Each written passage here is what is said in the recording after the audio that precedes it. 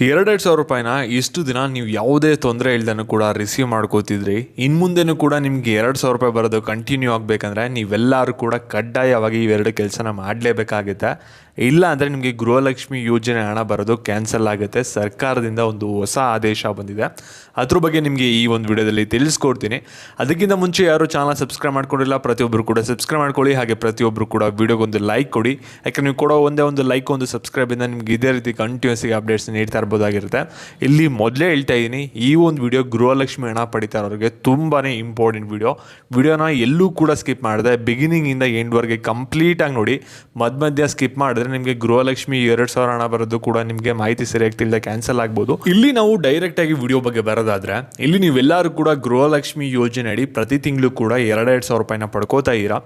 ಆದರೆ ಏನಾಗ್ತಿದೆ ಅಂದರೆ ಕೆಲವ್ರಿಗೆ 2,000 ರೂಪಾಯಿ ಬರ್ತಾ ಇರೋದು ಸ್ಟಾಪ್ ಆಗಿದೆ. ಅಂದರೆ ಒಂದು 3-4 ಕಂತು ಬಂದಿದೆ, ಆಮೇಲೆ ಒಂದು 5-6-7-8 ಕಂತಿಂದ ಬಂದೇ ಇಲ್ಲ ಅವ್ರಿಗೆಲ್ಲರಿಗೂ ಕೂಡ ಏನಾಗುತ್ತೆ ಅಂದರೆ, ಇವಾಗ ಏಪ್ರಿಲ್ ಮಂತಲ್ಲಿ ಹಾಕೊಡ್ತೀವಿ ಅಂತ ಹೇಳಿದರೆ, ಮತ್ತು ಇವಾಗ ಎಲೆಕ್ಷನ್ ಇರೋದ್ರಿಂದ ಖುದ್ದಾಗಿ CM ಸಿದ್ದರಾಮಯ್ಯ ಆಗಿರ್ಬೋದು, DK ಶಿವಕುಮಾರ್ ಅವರಾಗಿರ್ಬೋದು, ಇವಾಗ ಒಂದು ಸೂಚನೆಗಳನ್ನ ಕೊಟ್ಟಿದ್ದಾರೆ ಅಧಿಕಾರಿಗಳಿಗೆ. ಇಲ್ಲಿ ಗೃಹಲಕ್ಷ್ಮಿ ಯೋಜನೆ ಪೆಂಡಿಂಗ್ ಅಮೌಂಟ್ ಏನಿದೆ ಮತ್ತು ಅನ್ನಭಾಗ್ಯ ಯೋಜನೆ ಅಮೌಂಟ್ ಏನಿದೆ ಜನರಿಗೆಲ್ಲರಿಗೂ ಕೂಡ ಫಾಸ್ಟಾಗಿ ತಲುಪಬೇಕು ಅಂತ ಹೇಳಿದರೆ, ಎಲೆಕ್ಷನ್ಗಿಂತ ಮುಂಚೆನೇ ತಲುಪಬೇಕಂತ ಹೇಳಿದರೆ, ಅದರಿಂದ ನಿಮ್ಗೆ ಏನಾದರೂ ಪೆಂಡಿಂಗ್ ಅಮೌಂಟ್ ಏನಾದರೂ ಬಂದಿಲ್ಲ ಅಂದರೆ ವೆಯ್ಟ್ ಮಾಡಿ ಬರುತ್ತೆ. ಮತ್ತು ಇವಾಗ ನಿಮಗೆ ಗೃಹಲಕ್ಷ್ಮಿ ಯೋಜನೆ ಹಣ ಪಡ್ಕೋತಾರೆ, ನೀವೆಲ್ಲರೂ ಕೂಡ ಈ ಒಂದು 2 ಕೆಲಸನ ಮಾಡಲೇಬೇಕಾಗುತ್ತೆ. ಇನ್ನು ಮುಂದೆ ಕೂಡ ನಿಮಗೆ ಗೃಹಲಕ್ಷ್ಮಿ ಹಣ ಬರೋದು ಕಂಟಿನ್ಯೂ ಆಗಬೇಕಂದ್ರೆ ಅದ್ರ ಬಗ್ಗೆ ಇವಾಗ ನಿಮಗೆ ತಿಳಿಸ್ಕೊಡ್ತೀನಿ. ಇವಾಗ ವಿಡಿಯೋನ ಯಾವುದೇ ಕಾರಣಕ್ಕೂ ಕೂಡ ಸ್ಕಿಪ್ ಮಾಡೋಕೆ ಹೋಗಬೇಡಿ, ಕೊನೆವರೆಗೂ ಕೂಡ ನೋಡಿ. ಅದಕ್ಕಿಂತ ಮುಂಚೆ ಚಾನಲ್ ಸಬ್ಸ್ಕ್ರೈಬ್ ಮಾಡ್ಕೊಂಡಿಲ್ಲ ಅಂದರೆ ಪ್ರತಿಯೊಬ್ಬರು ಕೂಡ ಸಬ್ಸ್ಕ್ರೈಬ್ ಮಾಡಿಕೊಂಡು ವಿಡಿಯೋಗೊಂದು ಲೈಕ್ ಕೊಡಿ. ಇಲ್ಲಿ ಗೃಹಲಕ್ಷ್ಮಿ ಯೋಜನೆ ಅಡಿ ನೀವೆಲ್ಲರೂ ಕೂಡ ಪ್ರತಿ ತಿಂಗಳು ಕೂಡ 2,000 ರೂಪಾಯಿನ ಪಡ್ಕೋತಾ ಇರಾ. ಇನ್ನು ಮುಂದೆನೂ ಕೂಡ ನಿಮ್ಗೆ 2,000 ರೂಪಾಯಿ ಬರೋದು ಕಂಟಿನ್ಯೂ ಆಗಬೇಕಂದ್ರೆ ನೀವೆಲ್ಲರೂ ಕೂಡ 2,000 ರೂಪಾಯಿನ ಪಡ್ಕೋತಾ ಇರೋರು ಇವೆರಡು ಕೆಲಸನ ಮಾಡಲೇಬೇಕಾಗುತ್ತೆ.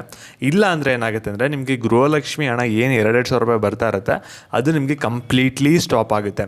ಯಾಕೆ ಅಂದರೆ ಕೇಂದ್ರ ಸರ್ಕಾರದಿಂದ ಕೆಲವು ರೂಲ್ಸ್ಗಳು ಬರ್ತಿದೆ. ಅದು ಇವಾಗ ರಾಜ್ಯ ಸರ್ಕಾರದವ್ರು ನಿಮ್ಗೆ ಏನು ಈ ಒಂದು ಯೋಜನೆಗಳನ್ನ ಕೊಡ್ತಾ ಇದ್ದಾರೆ ಅದ್ರ ಮೇಲೆ ಕೆಲವು ಇಂಪ್ಯಾಕ್ಟ್ ಆಗ್ತಿದೆ. ಇಲ್ಲಿ ರಾಜ್ಯ ಸರ್ಕಾರದವರು 2 ಆದೇಶನ ಹೊರಡಿಸಿದ್ದಾರೆ. ಇಲ್ಲಿ ಏನು ಹೇಳ್ತಾ ಇರೋದಂದರೆ, ಇಲ್ಲಿ ಗೃಹಲಕ್ಷ್ಮಿ ಯೋಜನೆ ಹಣ ಯಾರ್ಯಾರು ಪಡ್ಕೋತಾ ಇದ್ದಾರೆ ಅವ್ರದ್ದು ಆಧಾರ್ ಕಾರ್ಡ್ ಮತ್ತು ಬ್ಯಾಂಕ್ ಅಕೌಂಟಲ್ಲಿ ಏನಿರುತ್ತಲ್ಲ ಆ ಒಂದು ಅಕೌಂಟಲ್ಲಿ KYC ಆಗಿರಬೇಕಾಗಿರುತ್ತೆ.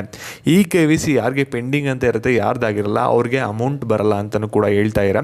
ಮತ್ತು ಇನ್ನೊಂದು ಮೇಯ್ನ್ ಆಗಿರೋ ಪ್ರಾಬ್ಲಮ್ ಏನಂದರೆ, ಕೆಲವ್ರದ್ದು ಆಧಾರ್ ಕಾರ್ಡ್ ನಂಬರ್ ಬಂದ್ಬಿಟ್ಟು ಡಿಆಕ್ಟಿವೇಟ್ ಆಗ್ತಿದೆ. ಯಾಕೆ ಅಂದರೆ ಒಂದೇ ಹೆಸರಲ್ಲಿ ಎಷ್ಟೊಂದು ಜನ 2 ಆಧಾರ್ ಕಾರ್ಡ್ನ ಇಟ್ಕೊಂಡಿದ್ದಾರೆ. ಅವ್ರದ್ದೆಲ್ಲರದು ಕೂಡ ಕೇಂದ್ರ ಸರ್ಕಾರ ಇವಾಗ ಡಿಆಕ್ಟಿವೇಟ್ ಮಾಡಿದೆ. ಅದರಿಂದ ಅವ್ರದ್ದೆಲ್ಲರದು ಕೂಡ ಎಷ್ಟೊಂದು ಅಕೌಂಟ್ಸ್ ಹೋಗಿದೆ.